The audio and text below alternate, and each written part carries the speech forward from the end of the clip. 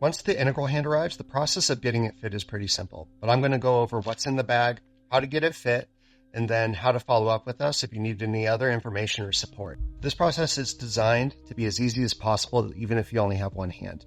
That said, having a helper will make it go as smoothly as it can. All right, so in opening up the bag, all of the straps are loose and all of the adjustments are loose, so you don't have to do that one-handed. You can see how easy it is to get all of those started and out of the way. Additionally, we have the user guide. Now, attached to the user guide is a screwdriver in case you don't have one on hand. I wanted this to be as streamlined as possible. That said, if you do have a size 1 or 2 screwdriver, that will be easier than using the one that's included. So for now, we're going to set this off to the side. So looking at the brace, we want to get oriented. Our hand is going to go down here, and this will be where our forearm lands. Now, this is an adjustable linkage, but it'll be the only place where the screws are tightened because we won't know what to do with this until we get the rest of the brace on. These adjustment screws on the hand shell are for our hand length. You can see that that slides freely. And then these adjustment screws on the hand shell are for hand depth and then angle. We do have another set of adjustments down here at the thumb, but we're going to get that out of the way for the purpose of donning, just to make that as smooth as possible. We need to get this on our user first. So we're going to fold everything up. We don't want the lock engaged, so we can move this where we need it to be. And we're going to stab the palmar piece right into our palm. And then your thumb or your user's thumb will most likely get caught in this area. So you have to reach in, pull the thumb out, and now the user is holding themselves in place. So we can get the forearm lined up, and then we're going to fasten strap number 1 to make sure that everything stays secured while we're doing the rest of our adjustments. So when we're doing our first adjustment, that'll be the length of the hand.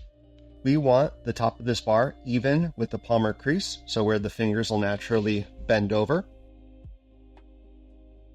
And this doesn't need to be too accurate, it's very forgiving. What we're looking for is we want this screw backing to be approximately where our wrist bends, and we can get a good angle of that from looking at the top. So since that looks good, I'm going to take the screwdriver and I'm just going to tighten down these 2 screws. Determine the hand length. And with that adjustment is stuck. For this step, I'm going to get all of the straps fastened. Tightening this down is better than once the hand is open. So we're going to do strap number 2. Strap number 3 is here at the forearm. And then strap number 4 down at the end of the fingers. We're going to get the locking mechanism fed. Go ahead and switch that open. Now the brace will already take the shape of my hand. I do want to make sure I have pretty even pressure on the closer part of the back of the hand and then the further part of the back of the hand. So since that feels pretty good, I'm going to take my screwdriver, tighten down those 2 screws.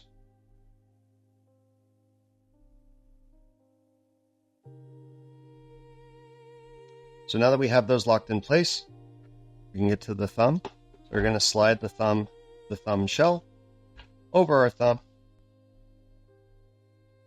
What we're looking for is that this screw head is going to be fit into this heated brass insert. And so when I line that up, I can start getting that fastened. And I don't want to tighten it down all the way yet. Once it's attached, it'll allow me to rotate things out, match whatever joint position my hand will tolerate, pulling that open. And then once I've found where that is, I can go ahead and tighten it down the rest of the way and lock that in place. From here, I can adjust the angle of the saddle and the pitch. I want it to have even pressure on the closer part of the saddle and the further part of the saddle. This part, if anywhere, is where having a helper is going to be of the most use. If you don't have a helper available, you'll have to approximate this because as the user, you will want to squeeze. And part of that squeezing is going to ruin what position you set. Once we have that in place, go ahead, tighten these down. So adjust those adjustments. The brace is pretty much fit. You may find that you're getting pressure in new areas that weren't there during the fitting as you start to wear the brace for longer periods of time, or you try to stretch your hand out more. That's somewhat expected, so keep in mind you can adjust this brace over time as you need to.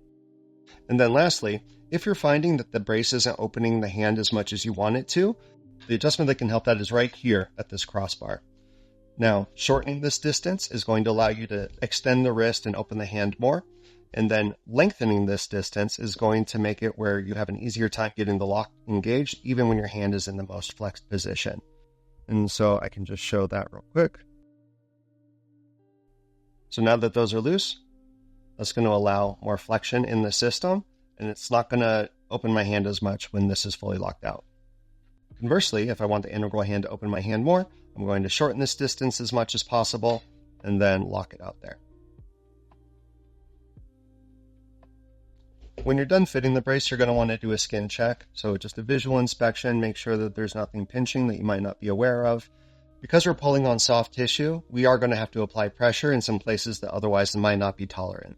So the palm of the hand, we do want to make sure that we're not causing any pinching or excessive redness. That if you see any wrinkles in the skin, that we do want to just roll those out to make sure that they're not pinching and we're not aware of it. If it's redness that lasts longer than a couple minutes, you want to be diligent in making sure that it's not going to be a problem area.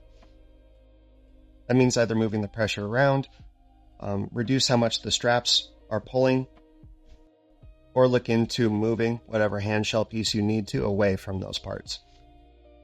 Your clinical team is going to have a break-in schedule that's most appropriate for you, but a general rule of thumb is that you want to wear it an hour for the first day, and then take it off, inspect your skin, and make sure there's no problem areas. If you're successful, you can increase your wear time by 1 hour per day, provided that you don't see any new redness or areas that might be vulnerable.